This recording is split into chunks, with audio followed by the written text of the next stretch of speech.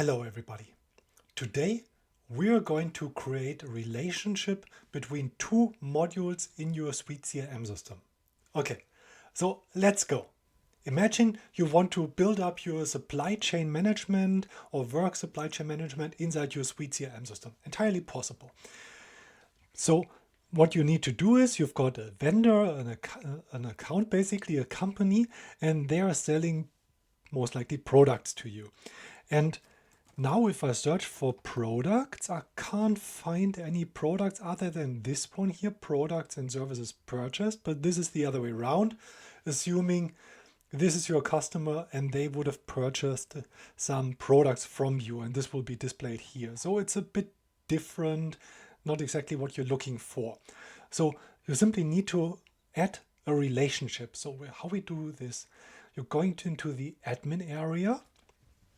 And inside the admin area, you find the studio. And you can do a lot here. And now I want to build up a relationship between the accounts and the products. So therefore, I'm going to the accounts. And you can see the accounts here has a relationship option.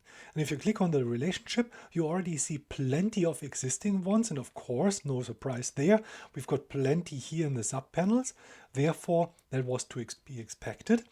But additionally, I want to add products because, again, if I search here for products, I can't find them as an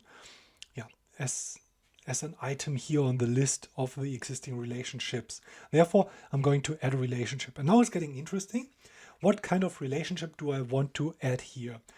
On the primary module side, on the left-hand side, you always got the module where you are looking from or to do something. Here we've got a couple of different relationship types. Let's go through them one by one. You'll find this on the right hand side as a description as well. So a one-to-one relationship is basically one company can only have one of the other thing, which in case of our product is wrong because one company can produce multiple products. So it's not what we want. When would you use this? Usually for something like special cases, if you want to split up and don't have too many fields inside one module, or you want to have a special KPI module or something. If you want to go into the details, check out my data architecture course on SuiteCRM. One-to-many, that sounds more likely, doesn't it? So one company is producing many products. Yeah, exactly what we want, basically. Additionally, there's a many-to-many. So one product, the other way around, could be produced by multiple companies as well. I would say no, because the product ID, the charge number, whatever, is always different. So I think we would go with this one here. So we have accounts on the left-hand side. You see that this is updating because in the accounts module, for the account to be selected, we will not have I'll show you later on. So here on the accounts module, we'll have a subpanel with all the products, and the other way around on the product side, we will have only one account to be selected. So, and here we need to have the product. So I select the products, label, how should we call it?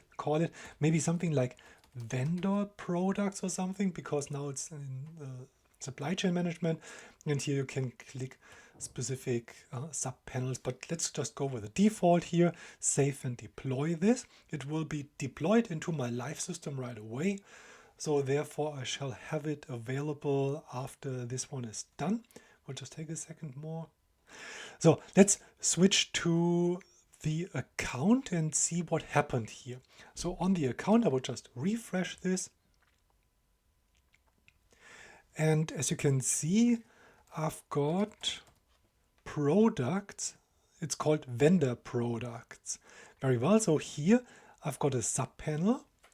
And let's check out the other side, the products, how this one looks like now. So if I create, maybe I'm buying one specific product, which is called like vendor product 1 or something. It has got a part number, and maybe you build up categories as well. Check out my video on the products and product categories there. And here you've got a cost and a price. you can sell this for, let's say, $10 and your cost would be something like $6. And you can add a contact, but that's not really, this is already like a default field, but it's not really what I want. I wanted to have the vendor here and pick this here. So this product can only be produced by this single vendor.